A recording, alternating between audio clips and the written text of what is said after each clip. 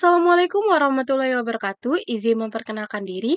Nama saya Putri Yuliana dengan NPM 2213025021 dari Program Studi Pendidikan Teknologi Informasi kelas A. Di sini saya akan mempresentasikan terkait UAS Interaksi Manusia dan Komputer dengan judul Desain User Interface atau UI dengan dosen pengampu Margareta Carolina Sagala ST MPD.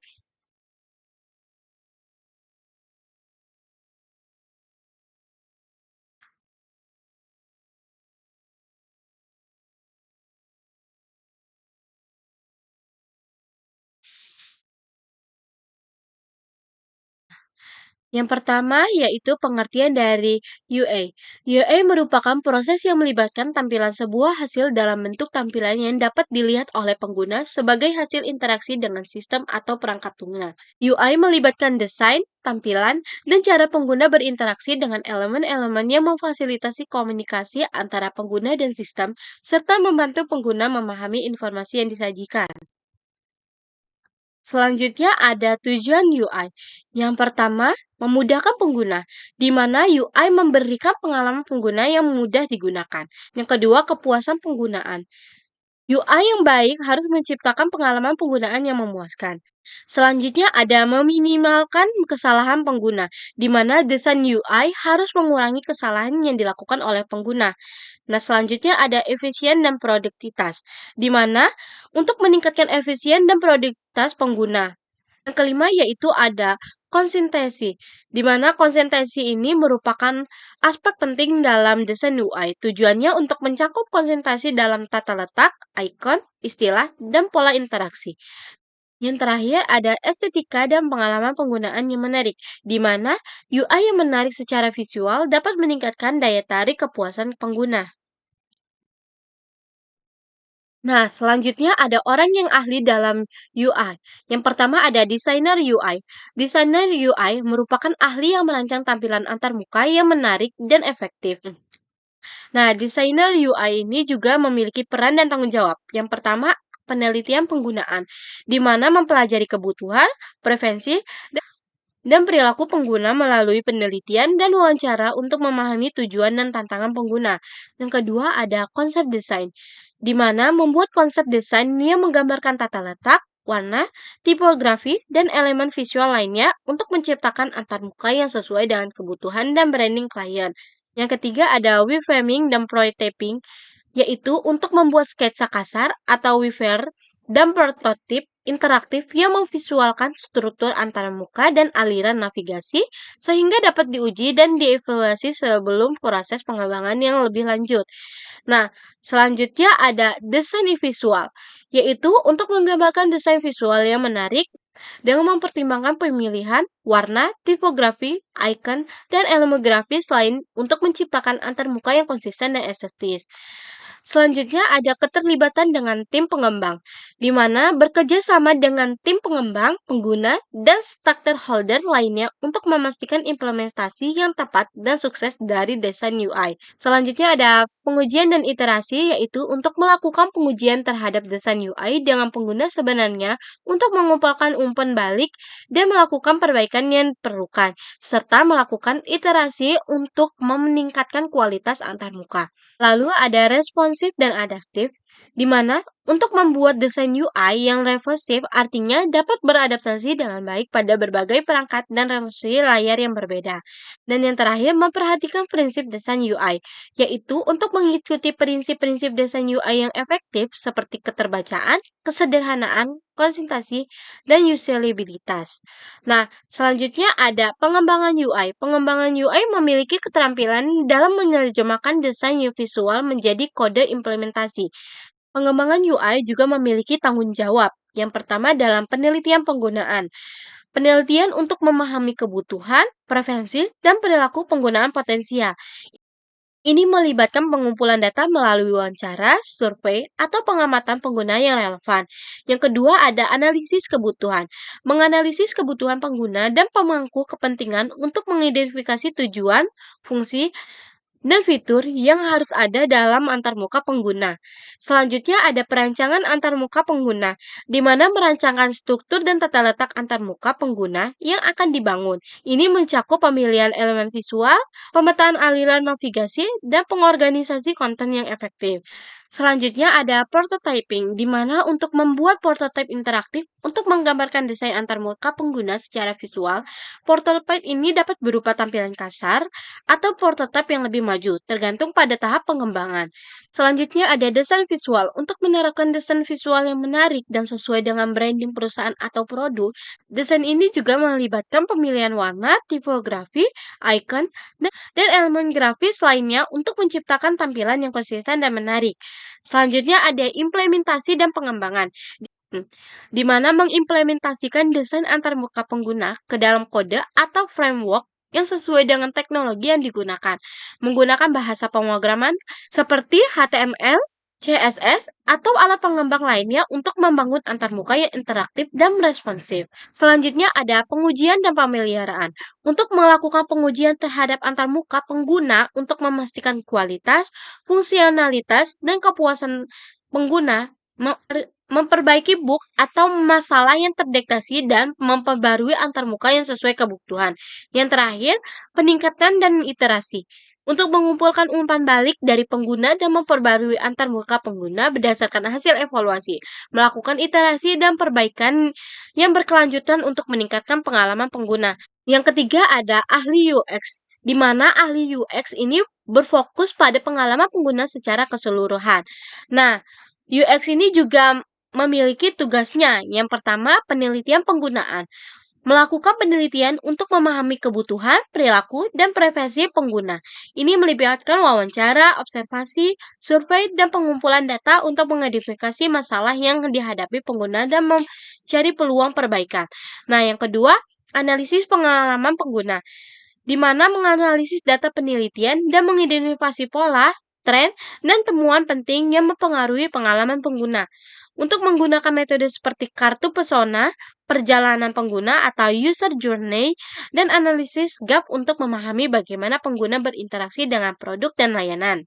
Ketiga, ada perancangan pengalaman pengguna, di mana untuk merancang antarmuka, alur, dan struktur pengalaman pengguna yang memenuhi kebutuhan dan tujuan bisnis. Seperti wireframe, prototype, dan sketsa untuk menggambarkan interaksi dan alur pengguna secara visual. Selanjutnya ada uji pengguna, di mana untuk mengadakan sesi pengujian dengan menggunakan potensial untuk menguji prototipe atau produk yang sedang dikembangkan, mengumpulkan umpan balik, mengamati perilaku pengguna, dan mengidentifikasi masalah atau kesulitan yang dihadapi pengguna. Selanjutnya ada optimisasi pengalaman pengguna. Berdasarkan hasil pengujian dan umpan balik pengguna, fungsionalitas produk, mengoptimalkan pengalaman pengguna agar lebih inovatif, efisien, dan memenuhi kebutuhan penggunaan. Lalu ada konsentrasi desain. Untuk memastikan konsentrasi antar berbagai elemen desain di dalam produk atau platform yang sama, ini termasuk konsentrasi visual, interaksi untuk menciptakan pengalaman yang koheren bagi pengguna. Yang terakhir ada penelitian pasar dan tren, di mana memonitor tren desain terbaru, inovasi industri, dan perkembangan pasar terkait dengan pengalaman pengguna, untuk memastikan bahwa produk atau layanan tetap relevan dan mengikuti perkembangan yang ada. Selanjutnya ada penelitian penggunaan. Penelitian penggunaan memiliki peran khusus dan memahami kebutuhan preferensi penggunaan. Nah, ahli pengguna juga memiliki tugasnya. Yang pertama dalam perancangan penelitian. Untuk merancangkan dan mengembangkan pendekatan penelitian yang sesuai untuk mempelajari penggunaan potensial, ini melibatkan menentukan tujuan penelitian, mengidentifikasi pernyataan penilaian, dan merancang metode penelitian yang tepat, seperti wawancara, observasi, atau pengujian penggunaan. Nah, selanjutnya ada pengumpulan data. Untuk melakukan proses pengumpulan data melalui berbagai metode penelitian yang telah dirancangkan, mana observasi langsung terhadap pengguna saat berinteraksi dengan antarmuka, pengisian survei, atau pengujian penggunaan dengan prototipe atau produk yang akan dikembangkan. Lalu, yang ketiga ada analisis data, di mana untuk menganalisis data yang telah dikumpulkan dari penelitian, ini melibatkan merangkum temuan, mengidentifikasi pola atau tren, dan menyusun hasil penelitian dalam bentuk yang dapat dipahami dan berguna bagi tim pengembang dan desain. Lalu ada pembuatan persona dan segmen pengguna. Untuk membuat profil persona pengguna yang mencerminkan karakteristik, kebutuhan, dan preferensi pengguna yang berbeda. Ini membantu dalam memahami pengguna secara lebih mendalam dan memandu proses desain dan pengembangan berdasarkan pemahaman yang lebih spesifik. Selanjutnya ada pelaporan dan presentasi. Untuk menyusun laporan penelitian yang mencakup temuan, analisis, dan rekomendasi berdasarkan data yang dikumpulkan. Nah, ini juga dapat menyajikan temuan penelitian kepada tim pengembangan, desainer, dan pemangkuan kepentingan lainnya untuk memastikan pemahaman yang sama tentang penggunaan. Selanjutnya ada kolaborasi tim, di mana bekerjasama dengan desainer UI, pengembangan, dan pemangku kepentingan lainnya dalam mengintegrasi temuan penelitian ke dalam proses pengembangan.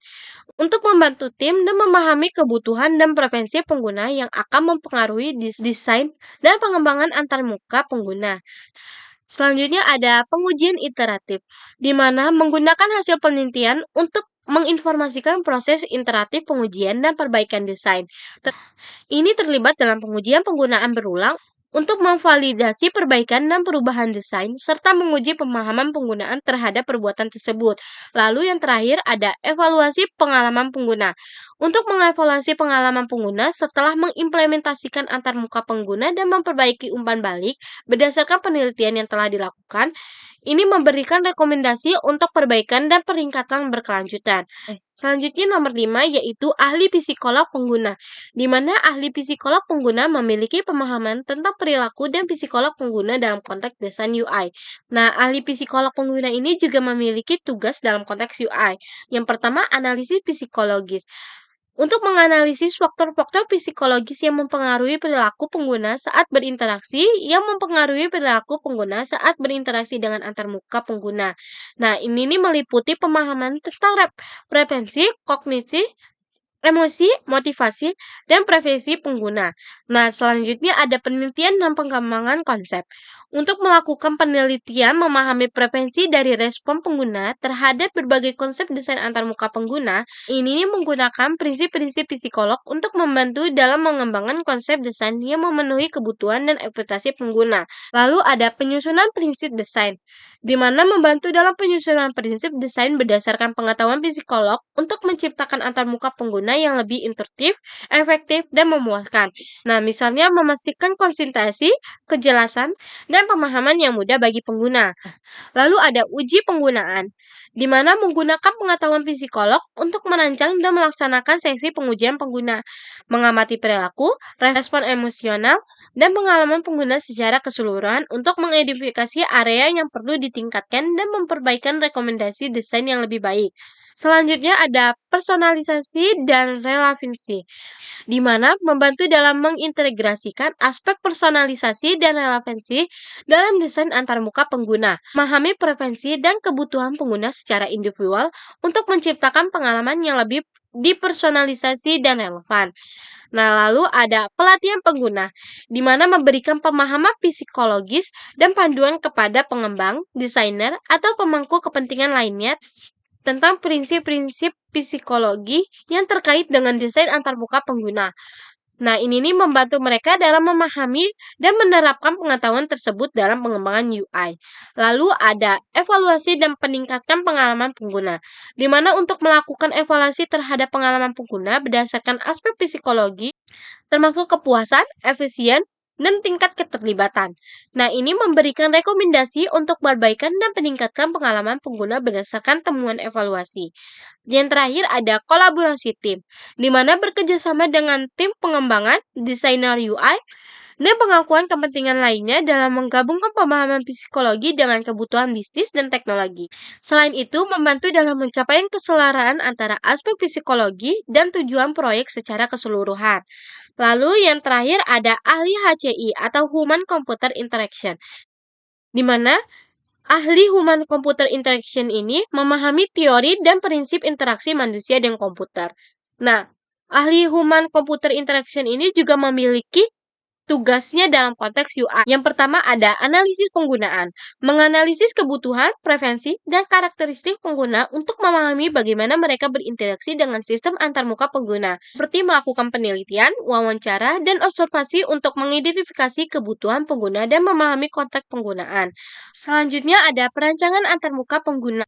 Untuk merancang antarmuka penggunaan yang efektif dan intuitif berdasarkan pemahaman tentang penggunaan dan konteks penggunaan menggunakan prinsip-prinsip desain HCI seperti keterbacaan, konsistensi, kejelasan, dan tata letak yang efisien untuk menciptakan pengalaman penggunaan yang baik. Lalu ada prototype dan testing, di mana membuat prototype antarmuka pengguna untuk menguji dan mendapatkan umpan balik dari penggunaan. Melakukan pengujian penggunaan untuk mengidentifikasi masalah dan kesulitan dalam interaksi pengguna dengan antarmuka. Berdasarkan hasil pengujian, melakukan perbaikan dan iterasi desain. Selanjutnya ada evaluasi penggunaan. Untuk melakukan evaluasi terhadap penggunaan antarmuka pengguna secara keseluruhan, mengumpulkan data dan mengamati perilaku pengguna untuk mengevaluasi efektivitas, efisien, kepuasan, dan keterlibatan pengguna dalam interaksi dengan antarmuka. Lalu, ada konsultasi antarmuka. Memastikan konsultasi dalam desain antarmuka pengguna, baik dalam hal visual, perilaku, maupun pola interaksi, menggunakan prinsip-prinsip HCI untuk menciptakan keseragaman dalam desain antarmuka penggunaan di berbagai bagian sistem atau aplikasi. Selanjutnya ada kajian ergonomi, di mana menganalisis aspek ergonomi dalam desain antarmuka pengguna seperti kenyamanan pengguna, postur tubuh yang benar, dan pengurangan kelelahan saat berinteraksi dengan sistem. Memastikan antarmuka pengguna dirancang dengan mempertimbangkan faktor ergonomi yang relevan. Nah, untuk melakukan penelitian terkait HCI, mengikuti perkembangan dan tren terbaru dalam bidang tersebut, dan menerapkan pengetahuan baru ke dalam desain antarmuka pengguna, di mana mengusulkan inovasi untuk meningkatkan interaksi manusia dan komputer. Sekian presentasi dari saya. Mohon maaf bila ada kesalahan kata dan kekurangan materi. Saya ucapkan terima kasih. Wassalamualaikum warahmatullahi wabarakatuh.